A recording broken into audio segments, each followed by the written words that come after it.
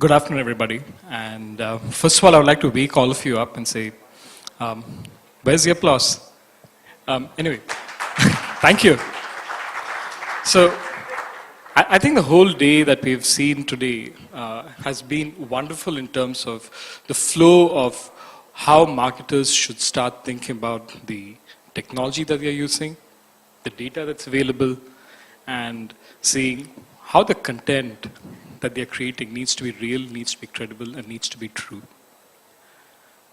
The topic that we have today is about the paradigm shift of how marketers and how marketing is moving from a state of globalization where we're talking about the same message blasted to millions and millions of people to a stage where we're really talking about how do we take it to the next step? How do we move it from globalization to a localized message to messages, campaigns, and communication that's truly personalized? We have a very, very diverse set of panelists today. We have folks who are from the B2C side of things. We have folks who have significant B2B experience.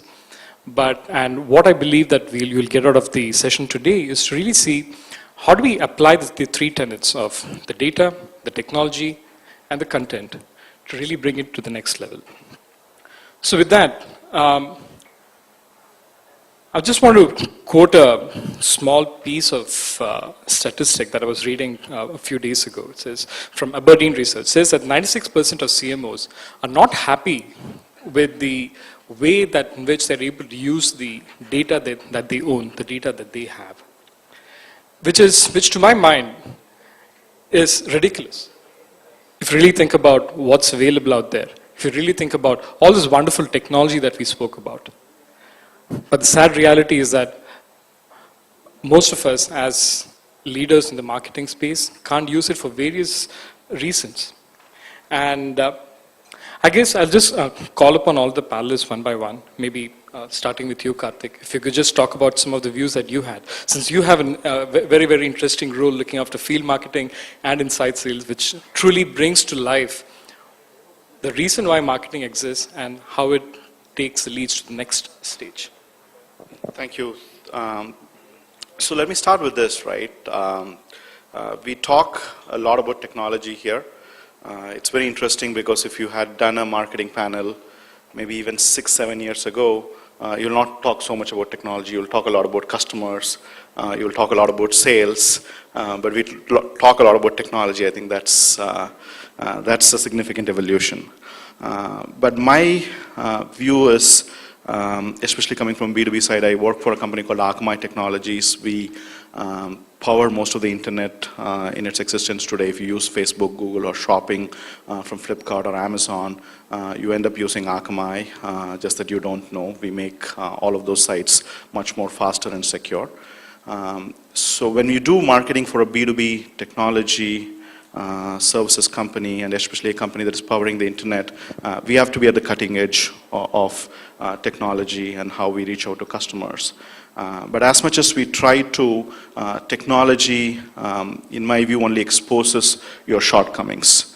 Today, if you implement a marketing automation solution, what it will tell you is the reason why people don't end up using the data is that somewhere the users, when they upload data, they don't delete data. They upload it when they have to convert an opportunity or a behavior that rewards their compensation. And when they don't delete the data, it's a lot of junk in, and the junk never gets out. So I think that's what ends up happening. So I think one of the advices I give my team, the only point I want to highlight here is, before reaching out to somebody, make sure that you are really, really prepared. Make sure that you spend enough time so that you have the right to disturb that person. So how many of us, if you have to tell you that without preparation you can't reach out to somebody, a lot of companies today would not exist. So having that preparation done, and let's say I'm writing a mail to Vijay Mallya about a technology that he should use, I will say that, hey Vijay, congratulations on your latest acquisition. I think there's not a lot of positive news today, but I'll find some positive news and say, hey, congratulations on something. And in fact, 6-7 years back, we sent a mail like that to Vijay, and he responded. And we won a deal because of that. So preparation, one-on-one personalization is what works in the technology B2B sector. Thank you. Ruchi, I'm just going to turn the microphone over to you. And just as lunch, we were discussing that this could be this could be an interesting debate that we could bring into this panel, right? You have slightly different views of what personalization means and what it means, especially when you're talking to a mass of an audience. Okay, thank you so much. I'm Ruchi Agarwal. I work with Microsoft. So in this whole debate about technology, and does technology really enable personalization, or is it still very important for us to, have those one-to-one and face-to-face meetings with our folk? I think we had an interesting lunch conversation around that, of saying, how technology is the enabler today to enable personalized conversations with people. And you can see it very clearly in the platforms that are being set up by even Microsoft, for example. If you're Windows 10 users here, you'll see how even when you start your machine or start your device, you have a very personalized experience right from point one.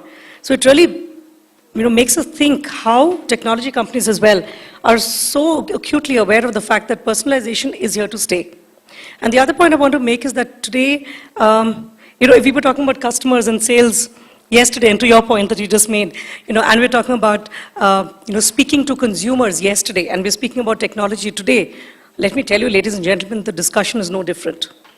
They are one and the same thing. We are still speaking to the consumer, we're still speaking to the customer, whether B2B or B2C, it doesn't matter. We're still talking about sales, but what we are talking about is a smarter and more productive environment to do that. A smarter way in which you can use the same resources to do more, or you can use fewer resources to get much, much more. And productivity probably, or organization productivity, starts with individual productivity, which is why you'll notice that you have so much of adoption of the cloud. And that's a topic probably for later, but if you just look at the way the cloud environment is exploding, it is all to do with getting productive because you're a mobile workforce today. And I think as marketers, the third point that I just want to quickly leave on the table is as marketers, if we consume data and we feel the data is not good enough, I think there is a responsibility that lies with us to say, so who's the data champ in the organization anyway? Or who should that data champ be? It's just a question I'm going to leave, and maybe we can take it up in a bit. Thank you, Ruchi. I want to turn things around just a little bit, and I'd like to bring Siddhartha and Neelima into this conversation. They both come from very interesting backgrounds. Siddhartha works on the social side of things, and Neelima is with a very, very large organization called Cargill. So, Siddhartha, over lunch you were talking about what personalization means and how far we actually have to go in this country, especially when we look at the rural population, when we look at the rural consumers. Can you talk about some of your experiences and talk about whether personalization makes sense in the first place? Sure. I've worked most of my career in rural sector. So personalization is a very different ball game out there when we talk about rural. The internet penetration in rural is pretty low. Even if I look at the country as a whole, we have 25% of internet users in India. Out of the total population, 75% people do not access internet. So when we talk about personalization, especially in a rural context, the consumers out there believe in being in a close-knit community. So there is a lot of one-to-one interaction that is required. So any marketing intervention that we design has to be hyper-local. We operate in different states. There are different communities within the state boundaries. Within districts, there are differences of consumer profile. So we need to understand what the consumer's aspirations are. We need to understand what his unmet needs are. A lot of time we do market research, we do focus group discussions. According to me, the market research and focus group discussion or a data from our application would give a very over a 10,000 mile from the sky kind of a view. If you want to understand a consumer, you need to spend time interacting with him. Personalization, according to me, comes from that. One needs to understand what his unmet needs are. And if you can answer those needs through your marketing intervention or through your brand, I think you are there.